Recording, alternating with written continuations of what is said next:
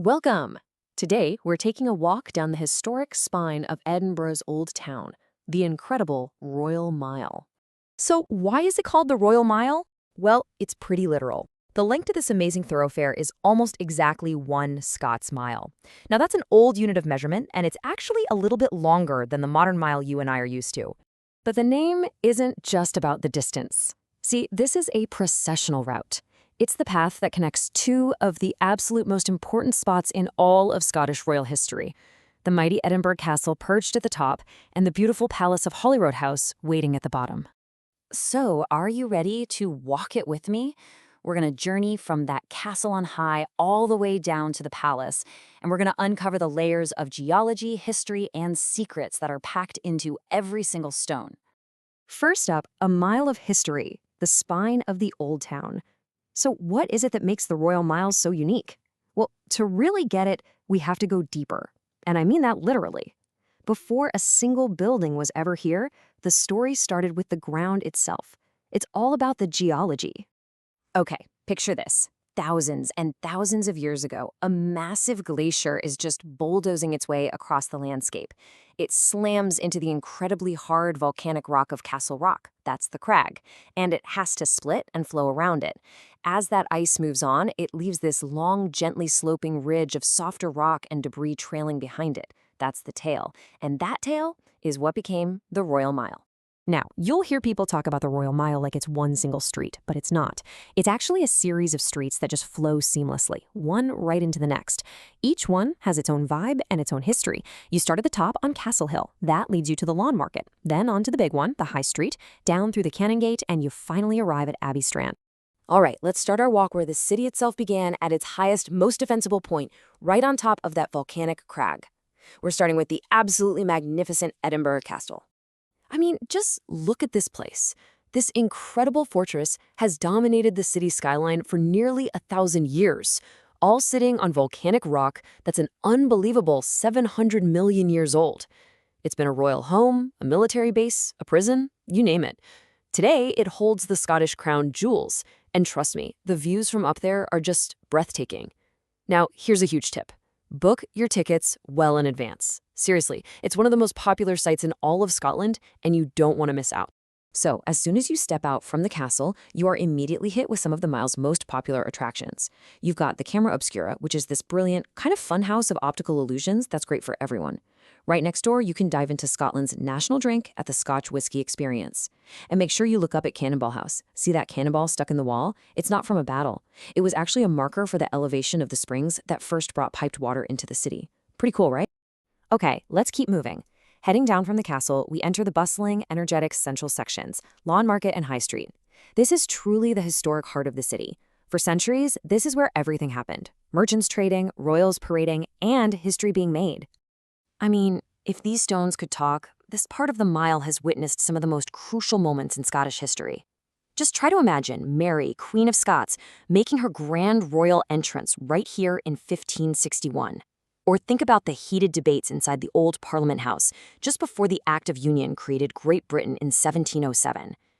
And then there was the pure devastation of the Great Fire of 1824, which completely reshaped the street. But you know, some of the most fascinating history on this stretch isn't on the street at all.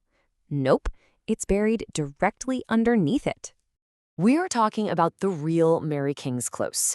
Now here's the crazy story. Back in the 17th century, the city wanted to build a big new building, the city chambers. So instead of tearing down the old street below, they just built right on top of it. They literally lopped the tops off the buildings and used the lower floors as foundations, sealing an entire street and all its stories off from the world for centuries. Seriously, taking a guided tour down there is like stepping into a time machine. You walk through the actual preserved alleyways and rooms where people lived and worked and died over 400 years ago.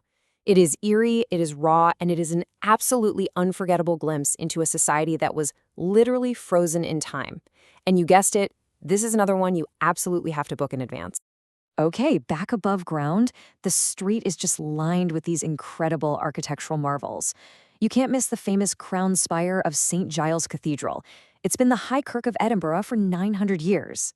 And just a short walk away, you'll find places that give you a real snapshot of daily life from way back when, like John Knox's house, a medieval survivor, and Gladstone's Land, a beautifully preserved merchant's home from the 17th century. Now we're heading into the lower and often a little quieter part of the mile, the Canongate. And what's really cool about this area is that for centuries, it wasn't even technically part of Edinburgh. It was its own separate town with its own council, its own laws, and of course, its own secrets. One of the best things about this section is you get to see the city's history from two totally different angles. Right across the street from each other, there are two fantastic museums, and they are both completely free to enter. The People's Story Museum tells you all about the lives of ordinary Edinburgh folk, while the Museum of Edinburgh tells the grander story of the city itself. Going to both gives you this amazing, full picture of the past. As you walk down the Canongate, here's probably the most important tip I can give you. The real magic isn't on the main street.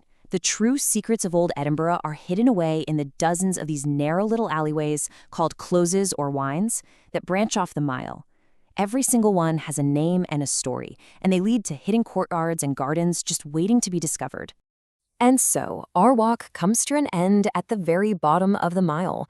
This is the Royal Terminus, a place where Scotland's royal past and its political present stand dramatically right side by side. I mean, this spot perfectly illustrates Scotland's whole journey. On one side, you have the grand, historic Palace of Holyroodhouse, the official royal residence, just steeped in the stories of people like Mary, Queen of Scots.